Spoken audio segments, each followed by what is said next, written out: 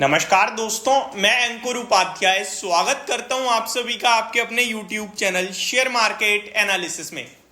यहां आप सभी के साथ बात करने वाला हूं रिलायंस के बारे में। पूरे नंबर्स रिलायंस ने पेश कर दिए हैं और डायरेक्टली मैं रिलायंस की BSE की वेबसाइट पे आके जो कंपनी ने ऑफिशियली अपडेट दिया वही आपके सामने पढ़ने जा रहा हूं। एक एक करके सारी चीजों को कवर करते हैं। शुरू करते हैं बिना किसी देरी के। सबसे पहले कंपनी का ग्रॉस रेवेन्यू। अगर ग्रॉस रेवेन्यू देखें तो साल दर साल 10.8% का जंप आया है। मैं स्क्रीन पे भी आप सभी के साथ स्क्रीनशॉट शेयर करूंगा सो दैट आप भी पढ़ पाए। अगर देखें Q4 FY23 में तो ये था 2,38,957 करोड़ का और करंट Q4 FY24 में कंपनी ने क्लॉक करा है 2,64,834 करोड़ का ग्रॉस रेवेन्यू और ये जंप है 10.8% का ईयर ऑन ईयर बेसिस पे। नेक्स्ट है एबिटा। एबिटा होता है कामकाजी मुनाफा, यानी कि कंपनी ने सामान बेचा और जो प्रॉफिट बना वो, उसमें भी टैक्स वैक्स डेप्रीशिएशन कुछ नहीं लगाया, डायरेक्ट कामकाजी मुनाफा, काम करने से जो मुनाफा हुआ है वो मुनाफा कंपनी का साल दर साल बढ़कर आया है 14.3%। अगर Q4 FY23 की बात करूं तो 41,252 करोड़ पे था और अभी हो गया 47,150 करोड़ का। एबिटा मार्जिन्स देखें तो 50 बेसिस पॉइंट से बढ़ते हुए दिखे साल दर साल, यानी आधे परसेंट से 17.3% के सामने 17.8% आए हैं। अगर आप क्लोजली नोटिस करें तो क्वार्टर ऑन क्वार्टर बेस पे एबिटा मार्जिन हल्के से स्लाइटली 20 बेसिस पॉइंट कम हो गए हैं, बाकी सब अभी तक जंपी कर रहा है। Depreciation, finance cost, profit before tax, tax expenses और फिर आता है पैट यानी कि प्रॉफिट आफ्टर टैक्स। आप बाकी चीजें भी पढ़ सकते हैं, मैं डायरेक्ट मेन आता हूं पैट पे, प्रॉफिट आफ्टर टैक्स पे। ये साल दर साल आपका केवल 0.1% बढ़ा है और ये मेरे को थोड़ा सा चिंताजनक लग रहा है क्योंकि मार्केट की एक्सपेक्टेशंस थोड़ी सी ज्यादा थी, हल्की सी। तो यहां पे मतलब एक झटका ही मानूंगा मैं। हालांकि स्टॉक कितना रिएक्ट करेगा वो कहना बहुत मुश्किल है, लेकिन मार्केट मान के चल रहा था हल्की जंप आएगी, अराउंड 23-24 हजार करोड़ के समथिंग का आ सकता है पैट, बट कंपनी ने बिल्कुल फ्लैट पैट पेश कर दिया है।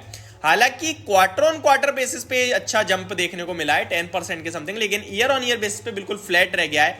21,227 करोड़ के सामने 21,243 करोड़ का पैट कंपनी ने पोस्ट करा है and quarter on quarter 19,641 crore के सामने 21,243 करोड़ का है। तो क्वार्टर ऑन क्वार्टर तो ठीक है, लेकिन ईयर ऑन ईयर बेसिस पे मजा नहीं आया। कंपनी का नेट डेट अगर देखें करंट लेवल पे तो वो नेट डेट कंपनी का साल दर साल 1,25,000 करोड़ से घटकर 1,16,000 करोड़ का रह गया है और क्वार्टर ऑन क्वार्टर भी 1,19,000 करोड़ के सामने 1,16,000 करोड़ है। अगर आपको लग रहा है ओ 1,25,000 करोड़ का कर्ज है कंपनी में, तो केवल और केवल ये नेट डेट टू एबिटा देखेंगे तो 0.62 पे ही है। 0.62 1 से नीचे रहेगा तब तक कोई इशू नहीं है और ये काफी नीचे है, तो कोई इशू वाली बात ही नहीं है। अगर यहाँ पे हेडलाइन पढ़ूं मैं एनुअल परफॉर्मेंस की तो revenue of JPL increased by 11.7%। मतलब ओवरऑल देखा जाए तो ठीक ठाक है, कहीं कोई दिक्कत दिख नहीं रही है यहाँ पे कंपनी के नंबर्स में। बस अगर दिक्कत दिख रही है तो मेन नेट प्रॉफिट की बात करें तो वहाँ हल्की सी प्रॉब्लम आते हुए दिखी है। तो ये रिलायंस के नंबर्स थे। अब इस पे बाजार कैसा रिएक्ट करेगा ये सबसे बड़ा सवाल है। मैं यहाँ पे आपके सामने एस्टीमेट भी कुछ शेयर करना चाहूंगा, जो एस्टीमेट है कंपनी के रिजल्ट्स के।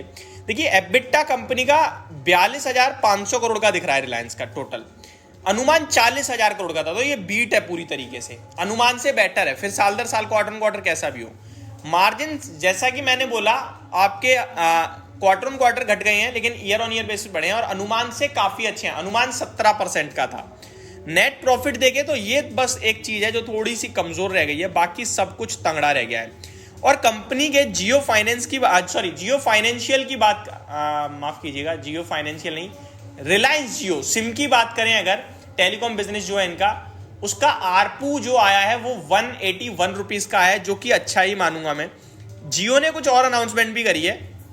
जियो announces that Sanjay Mashruwala aged 76 years resign as managing director effective June 9, 2024. Company says Pankaj Mohan Pawar continues as managing director. तो मैनेजिंग डायरेक्टर को लेकर थोड़े से कहीं ना कहीं बदलाव आते हुए दिखे कंपनी की तरफ से। तो ये ओवरऑल कंपनी की तरफ से अपडेट आते हुए दिखे जो मैंने आपके साथ डिस्कस करी है। ओवरऑल मेरा मानना है कि नंबर मैक्सिमम लेवल्स पे पॉजिटिव साइड पे है, मेन प्रॉफिट थोड़ा सा डिप कर गया है, डिप नहीं करा मतलब अनुमान से कमजोर रह गया है। स्टॉक का प्राइस देखें तो एक कंसोलिडेशन रेंज में है, तो एक रेंज ही प्ले हो रही है। 3000 के ऊपर पॉजिटिव मानूंगा मैं और 2820 के नीचे नेगेटिव मानूंगा। रेंज के टॉप पार्ट पे ही खड़ा है, लेट्स सी बाजार किधर लेके जाता है, ऐसे रेंज के ऊपरी स्तर पर या निचली स्तर पर। बट अभी के लिए नंबर्स को मैं अगले 3 महीने के लिए स्लाइटली पॉजिटिव बोलूंगा, स्लाइटली। और रिजल्ट्स का रिएक्शन कल अगर 3020 के ऊपर निकलता है और टिकता है तो फिर 3150 के टारगेट आएंगे। इन केस नीचे जाता है तो सपोर्ट काफी नीचे तक है, तो फिर कोई ब्रेकडाउन अभी तो नहीं दिखता है। ये मेरी तरफ से आपके लिए डिटेल वीडियो रिलायंस के रिजल्ट्स पे। होप आपको सारी चीजें समझ में आई होंगी। Thank you so much for watching this video. Have a great day guys.